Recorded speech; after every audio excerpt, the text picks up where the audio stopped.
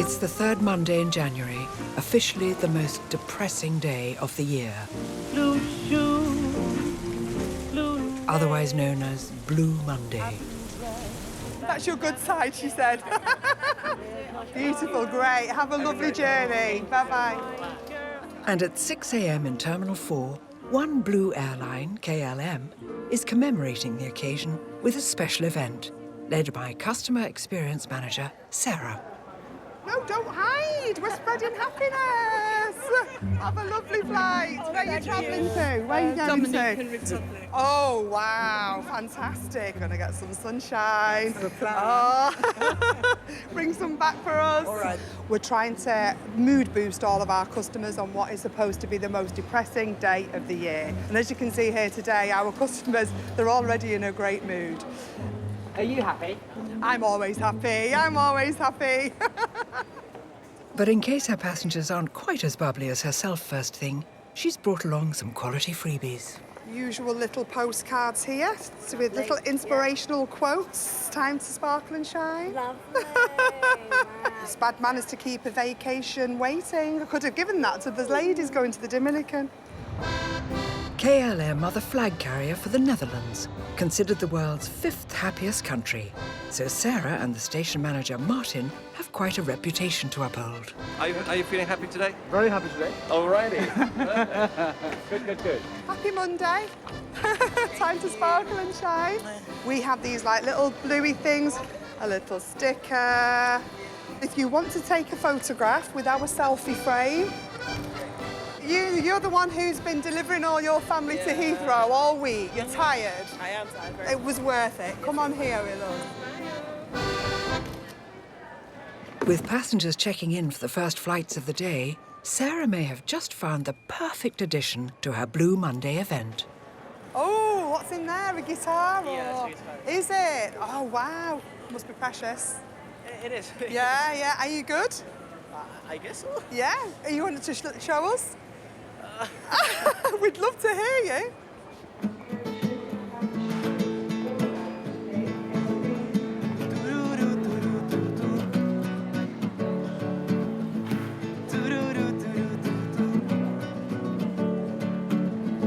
Siento que 1,000,000 de mariposas giran a tu alrededor.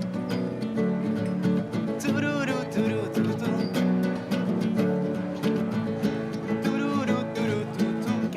Mariposas al volar.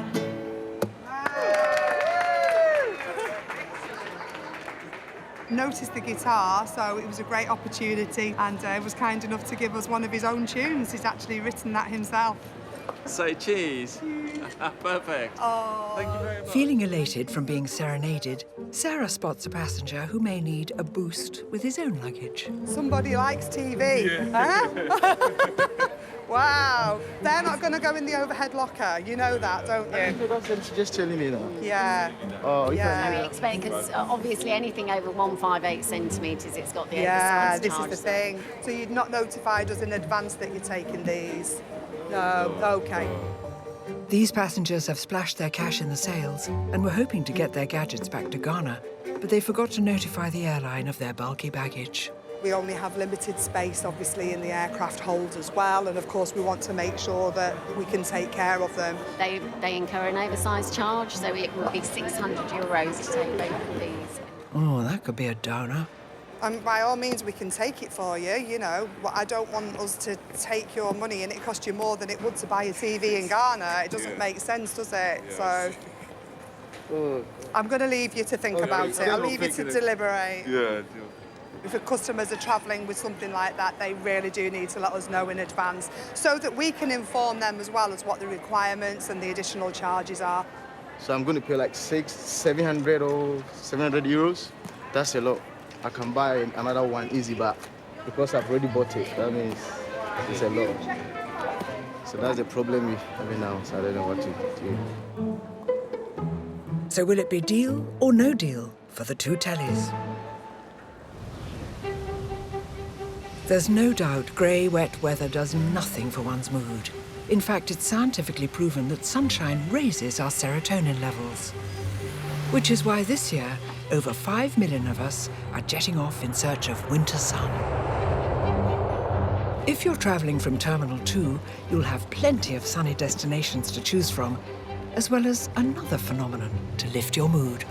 You right there? Who are you looking for? Aegean? Yes. Είσαι Ελληνίδα? No. Πώς το ήξερα? Εδώ. Ελλάδα. Παρακαλώ. Passenger Experience Manager, Demi. Where are you off to today? Houston, Texas. You're in the wrong area. Oh, am I? Yeah, unless you want to fly to Bombay. Oh, no.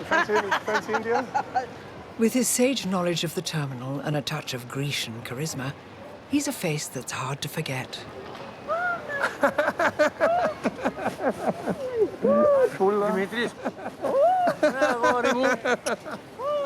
How are you? Τι κάνετε, είστε καλά? Πόσα χρόνια να σε δούμε. Yeah, I know. Σας κατάλαβα αμέσως εγώ. Εδώ, τι γίνεται. Δουλεύω τώρα 15 χρόνια εδώ. Yeah. Ο αδελφός τι κάνει? My family and his family, we brought the kids up together. That's how close we were. That after so many years, we left them when they were kids. And I'm seeing him here now. I can't believe it. Over 20 years. It must be. I said It over must 20 be. years. And I'm so delighted that, Put Dimitris on there. Yeah. What was Demi like when he was a boy? Naughty but lovely. Your dad, you remember your Yeah, dad? yeah. You always tell him off. My dad's very strict with us. Very strict, Did he have a nickname? handsome. Didn't you? He was a boy. Get me all, was a boy. I'm getting all red now. I recognised them straight away. My mum and dad were around there, and they're around Daz nearly every day. And that's what it's like with the Greek Cypriot communities. Well, you got my number now, so Yes, thank you, Dimitri. that's all right. Everyone's an auntie kind of thing, you know? See you. Take care. Oh, it's lovely. See you seeing later. You made my day. Good. See you, darling. Take care. It's really, really nice. It's nice. But there's no more time to reminisce over an ouzo. Can you give me a call landline, please? Yep, stand by. Demi's quickly brought back to the present by a call from the airport's operations centre, Heathrow's eyes and ears, with news of a woman stranded at arrivals. Do you like being the guy that everyone sort of turns to, the problem solver? It's all part of the day's work. Hi, guys. How you doing? All right? Got a call from control about a young lady? Hello. Hello, how are you? Me a young lady. Yes. That's very My nice. name's Demetrius. Who are you? Okay, my name is Elizabeth. Hello, Elizabeth. Nordby. I'm a British citizen. Uh-huh. I want to move back. I want to come here to stay. I want to live here. But I haven't got enough money to look after myself. So I need help. Over 5 million Brits live abroad, with a possible surge of returnees predicted since the UK left the EU. My sister wanted me to visit her, and she's in Florida. Right, We okay. phoned the British consulate in Miami, Uh-huh. and she said that if I come here, I will get help. Yeah. I left my son and daughter-in-law there, and I've come here. So your son and daughter-in-law in Florida? Yes, Okay. they're sort All of right. backpacking. doing Okay, their thing. okay.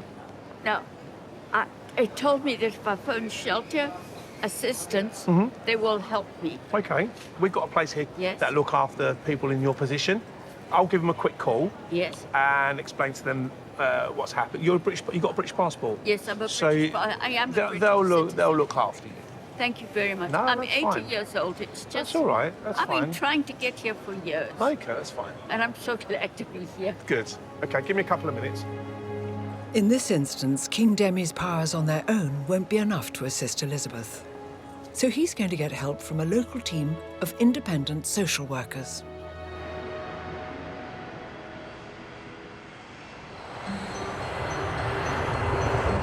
During the cold winter months, while most of us struggle to get out of bed, Heathrow needs to be on its toes, ready to react to the effects of any adverse weather. Low temperatures, for example, can cause ice build-up on a plane's exterior, and if not removed, it can have a serious effect on takeoff, slowing it down and reducing lift by 30%. So today, outside on the stands, the freezing temperatures have called for extra safety precautions for every outbound flight.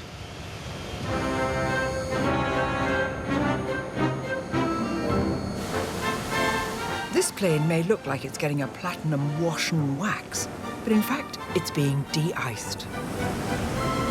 Up to 1,000 litres of de-icer is sprayed on each plane to make sure it's safe to fly. And to meet environmental standards, all that liquid can't simply go down the drain. Right, so I've just seen one push back just up here. We'll give this one a go. Large long-haul planes have their own de-icing pads, complete with a drainage system. But for smaller short hauls, the spraying is done on the stands. The short haul stands are quite busy because the aircraft come in and out like fiddler's elbows. And mopping up the mess is godfather of the ASD. That's the Airside Safety Department, Hugh. I started in 1975, so I've been around a while. If it has 4 wheels, then Hugh has mastered it. Roles differ from day to day. You know, one day I could be driving a coach, dust cart, a pickup, gully sucker. I might be doing a diddly sweeper. Could be anything. Today, he's not diddly sweeping. He's testing out a brand new piece of kit. Today, I'm operating a vehicle called a Glyvac. As we're driving round, it's like pushing the old Hoover around. And just like your classic carpet cleaner, Glyvac has a water tank. Only his is big enough to hold 6,800 litres. That's about 85 hot baths, and is designed to hoover up a very specific chemical, glycol. Glycol is like a fluid which is probably as thick as a washing up liquid. It's like a green, slimy colour, and that creates a bond over the fins of the aircraft and the tail fins to stop them freezing as they're taking off with the cold temperatures. Kind of like a full fancy freeze. Yeah, something similar to that sort of line. The environmental people would probably know more about it than I do. I mean, be fair, I failed my 11 plus with distinction. Well, it's an absolutely fabulous pass today, Hugh. Glycol lowers the freezing point of water to around minus 50 degrees centigrade, which prevents ice building back up. The environmental team are hot on our case in the event of a lot of glycol going into the water system. So we have to be very wary and the company will get heavy fines. And I've got my career to think of. While its toxicity is very low, if large quantities were left to go down rainwater drains, it would impact on the local natural environment. I think that'll do. Making the job of Hugh and his Hoover a high priority for Heathrow. At ASDT, we try and apply the platinum finish. So now's the time to decant. The reading on the clock here is showing that we've got nearly 1,500 litres in it. The decanting is done to a storage tank before it gets sent off to the airport's own £20 million engineered wetlands, where the glycol can be broken down and the water cleaned in an environmentally friendly way. Ready for the pump. When this procedure's done, have a quick cup of tea and then we'll get back out on the field. With planes safely de-iced, ready for takeoff, and the glycol safely disposed of, looks like Rod and Hugh have earned their brew. It's been another triumph for the team. Success.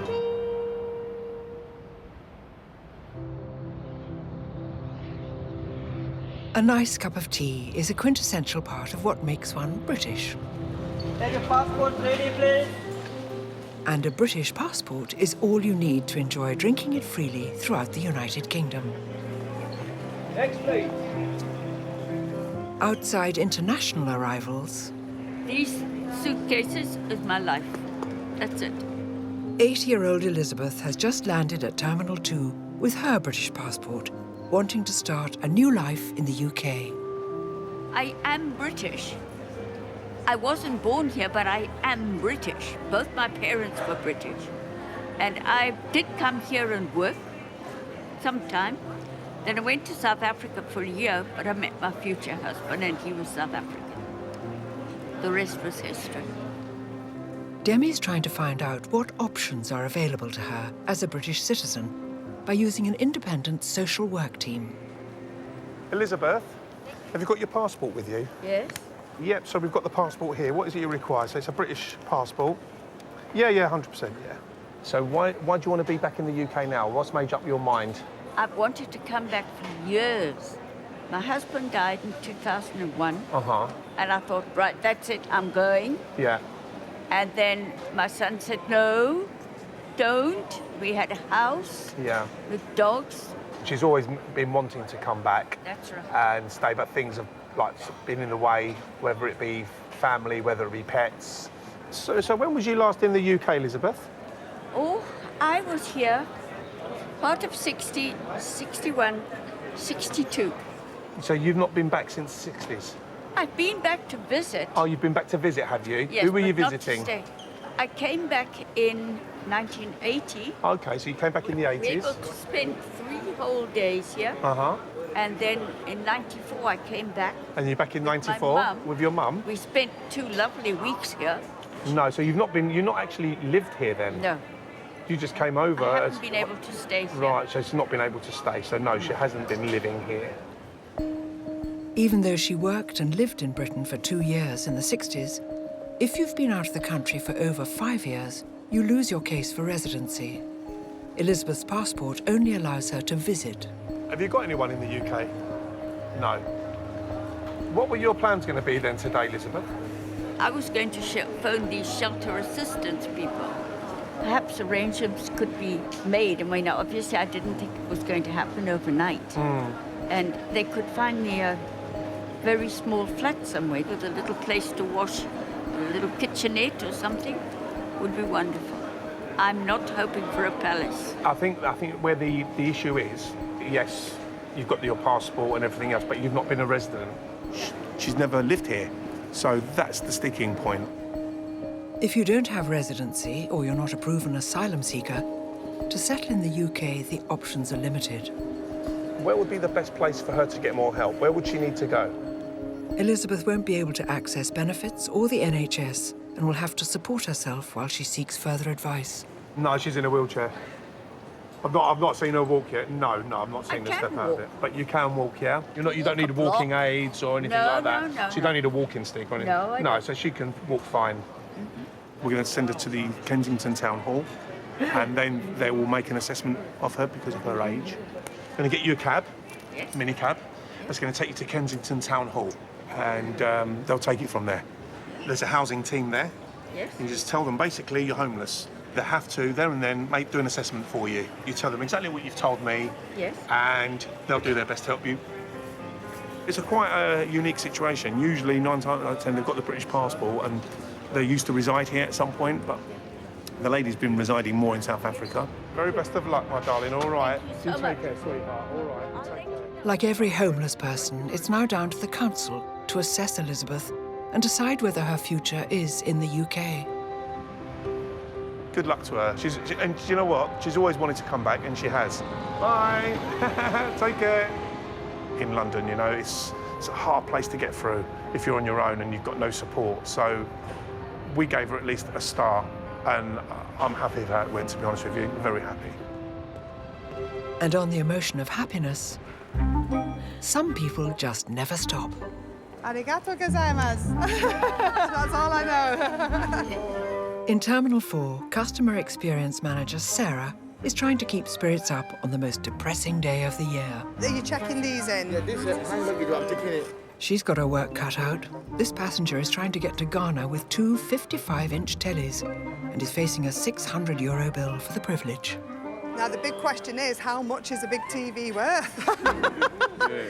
In Ghana, they're just over 4,000 Ghanaian cedi, which is around £560. This one, I have to leave this one. So you're going to take the new one? The new one. OK. This passenger is allowed to travel with up to 46 kilograms of baggage for free, which should help reduce his excess baggage fees. But it's still going to cost him €300 to take his TV with him. €300. Oh, don't think about it. Don't think when you're watching Man U on the TV, it'll be worth it. It's cheaper than a season ticket.